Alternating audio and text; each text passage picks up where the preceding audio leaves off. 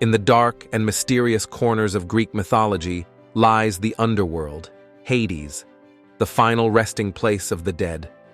This shadowy realm was under the cold rule of Persephone and Hades.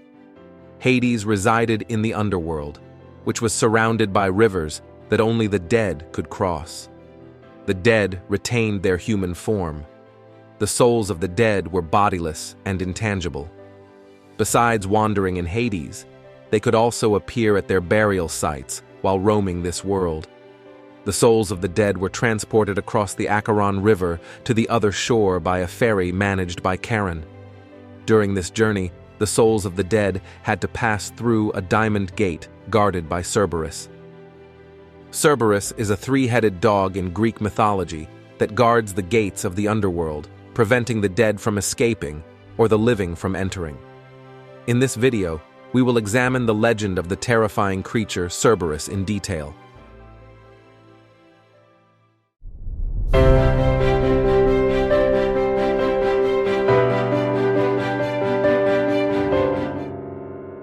Cerberus, as the son of Typhon and Echidna, descends from a lineage of giants and monsters. Typhon is described as a dragon with 100 heads and countless wings, deadly enough to terrify even the gods of Olympus. Echidna, known as the mother of all monsters, is a creature that is half woman and half snake. Among Cerberus's siblings are other fearsome creatures such as Chimera, Hydra, and Orpheus. Cerberus has a tail in the shape of a snake, and countless snake heads rise from his back. Possessing the body of a furry dog with bronze or black fur, Cerberus's bites are venomous, and his name in Greek means pit demon.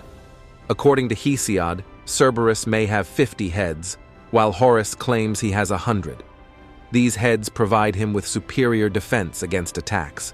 Cerberus's primary duty was to guard the entrance to Hades, chained with giant links, and he performed this role with unwavering loyalty. According to Hesiod, Cerberus's ruthless trick, while guarding the gates of the underworld, involved greeting newcomers with his tail and 2 ears, but never allowing them to leave. Cerberus controlled not only the entrance, but also the exit, capturing and devouring anyone trying to escape through the gates of Hades and Persephone. Cerberus slept with his eyes open, but was awake with his eyes closed. In later sources, Cerberus's abilities were further expanded, attributing supernatural qualities to him. For example, he was said to breathe fire from his eyes, drip poison from his jaws, and possess an exceptional sense of hearing, emphasizing that he was not just a physical being, but also a formidable supernatural creature.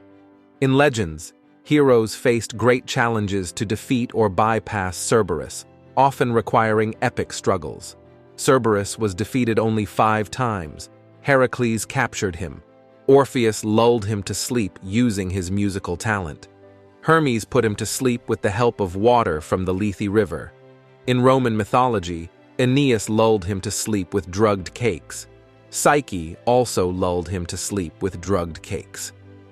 Now, let's delve into the details of the 2 most famous stories about Cerberus in Greek mythology: Heracles capturing him and Orpheus lulling him to sleep with his musical talent.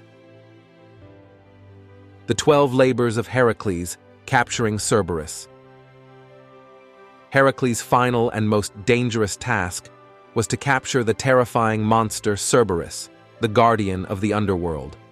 King Eurystheus of Tiryns had ordered Heracles to bring Cerberus to him alive, believing this task to be impossible and that Heracles would fail. To accomplish this formidable task, Heracles sought the help of the goddess Athena and Hermes, the guide to the underworld. Before descending into the underworld, Heracles consulted with a priest named Eumolpus at Eleusis and participated in the sacred religious rites known as the Eleusinian Mysteries.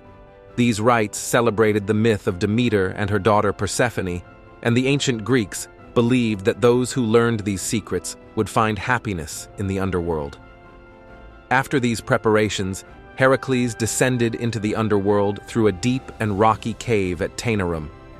Heracles boldly journeyed into the underworld and confronted Hades. Hades presented Heracles with a condition. If he could capture Cerberus without using any weapons, he would be allowed to take him from the underworld. Heracles accepted this challenge and found Cerberus on the banks of the Acheron River.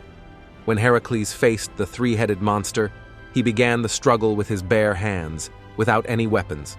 Using his powerful arms, he squeezed Cerberus's throat, using all his strength to subdue him. After a long and arduous battle, Cerberus finally grew weary and accepted Heracles' dominance. Heracles brought Cerberus out of the underworld and presented him to King Eurystheus. However, the king was so frightened by the appearance of the monster that he immediately asked Heracles to return him to the underworld. Thus, Heracles safely returned Cerberus to the underworld, where the monster continued to guard the gates of the realm of the dead. Orpheus and Eurydice, the melody of love.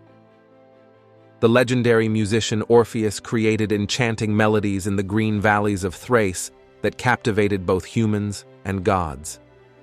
His lyre could mimic the song of birds and the whisper of the wind with such gentleness and charm.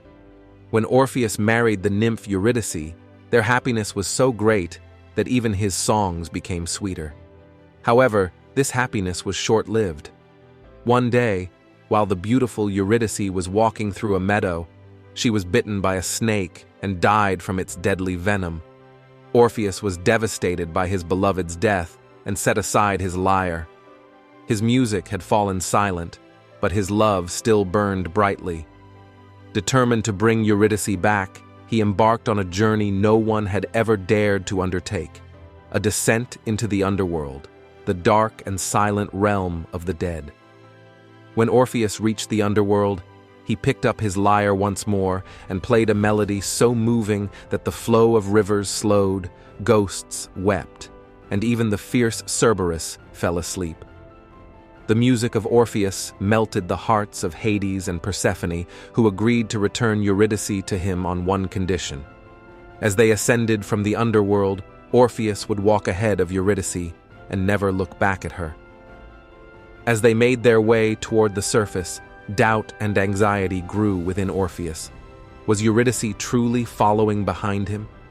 Just as they were about to reach the sunlight, Orpheus could no longer bear it and turned to look back at her. In that moment, he saw Eurydice one last time before she was pulled back into the underworld, lost to him forever. Orpheus spent the rest of his life alone and without his music. He sang songs in memory of Eurydice, telling the story of his love and sorrow. In the end, he was killed by wild women worshippers of Dionysus, but his soul returned to the underworld to be with Eurydice once more.